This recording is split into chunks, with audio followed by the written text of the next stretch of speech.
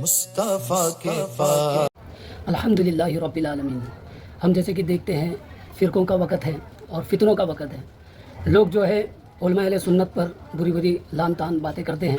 اور کہتے ہیں اماموں کی بات حجت نہیں ہوتی، اماموں کی تقلید نہیں کرنا چاہیے، بلکہ اسلام میں اماموں کی تقلید کرنا بعض اہل حدیث کے علماء کہتے ہیں یہ شرک ہے اور بعض کہتے ہیں کہ یہ حرام ہے۔ میرے دوستو، میرے پیارے آقا صلی اللہ علیہ وسلم کے پیارے دیوانوں، فتنے کے وقت جب فتنے بڑھ جائیں گے، فرقے واریت زیادہ بڑھ جائے گی تو اس وقت کیا کرنا چاہیے؟ تو حضرت حذیفہ بن یمان رضی اللہ تعالیٰ عنہ سے روایت ہے کہ رسول کریم صلی اللہ علیہ وسلم فرمایا کچھ لوگ ہوں گے جو جہنم کے دروازوں پر کھڑے ہو کر لوگوں کو جہنم کی طرف بلائیں گے، جو شخص ان کی بات مانے گا وہ اسے جہنم میں پھینک دیں گے۔ میں نے کہا اللہ کے رسول ہمیں ان کی اور صاف علامتیں بتا دیجیے۔ آپ نے فرمایا وہ ہم ہی میں سے کچھ لوگ ہوں گے اور ہماری زبانوں ہی میں باتیں کریں گے۔ میں نے کہا اگر مجھے ان کا یہ زمانہ ملے تو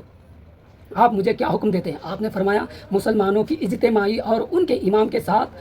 پیوست رہنا، یعنی ان کے ساتھ ہو جانا۔ اگر ان کی اجتماعی نہ ہو اور نہ کوئی متفق امام ہو تو ان سب فرقوں میں سے الگ رہنا، حالانکہ تجھے کسی پیڑ کی جڑ چبانی پڑے، یعنی پیڑ کی پتیاں کھانی پڑے تو کھا لینا، مگر ان جماعتوں کے ساتھ نہیں جانا جس جماعت میں امام نہ ہو۔ تو امام والی جماعت جو ہوتی ہے وہ حق والی جماعت ہوتی ہے جہاں پر امام ہوتے ہیں، اور یہ امام الانبیاء خود بتا رہے ہیں کہ اماموں کی جماعت میں جاؤ۔ تو جو لوگ آج حنفی، شافعی، مالکی چھوڑ کر غیر مقلد بن چکے ہیں، یاد رکھنا وہ گمراہ ہے، کیونکہ صحیح بخاری کی حدیث ہے، اللہ کے رسول صلی اللہ علیہ وسلم خود ارشاد فرمایا قیامت کی نشانیوں میں سے کہ اللہ اہل سنت علماء کو موت دے گا، پھر اس کے بعد لوگ ہیں جو جاہلوں کو اپنا پیشوا بنائیں گے اور ان سے دین کے مسائل پوچھیں گے، وہ خود بھی گمراہ ہوں گے اور لوگوں کو بھی گمراہ کریں گے۔ تو میرے پیارے آقا صلی اللہ علیہ وسلم کے پیارے دیوانوں، جو لوگ اماموں کی باتوں کو نہیں مانتے، جو حنفی، شافعی، مالکی، حنبلی ان چاروں امام کا انکار کرتے ہیں، جن کے نزدیک امام حجت ہی نہیں، وہ جماعت حق پر نہیں ہو سکتی، کیونکہ حدیث پاک یہ بھی ہے کہ اللہ کے رسول صلی اللہ علیہ وسلم نے فرمایا ہے میری امت کے علماء بنی اسرائیل کے